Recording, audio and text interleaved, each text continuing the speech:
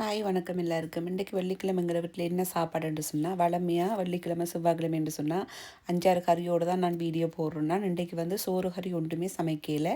இன்றைக்கு வந்து சர்க்கரை பொங்கல், கடலை அவிச்சது, கொஞ்சத்தை தாளித்தது, கொஞ்சம் தாளிக்காமல் இருக்குது, கடலைப்பருப்பு வடை, அவளும் குழைச்சது, அவளுக்கு வந்து சர்க்கரை போட்டு தான் குழைச்சது.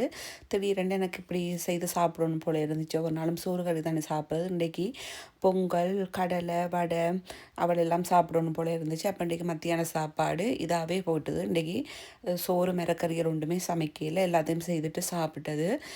இந்த பொங்கல் கடலைக்கு வந்து அந்த சித்திரை மிளகாய் எல்லாம் போட்டு தாளிச்சிருக்கு தானே. அப்போ இந்த பொங்கல் இனிப்பாக இருக்கும், இந்த கடலையோட சாப்பிடக்க நல்லா இருக்கும். அந்த இனிப்பு உரைப்பெல்லாம் கலந்து சாப்பிட நல்லா இருக்கும்.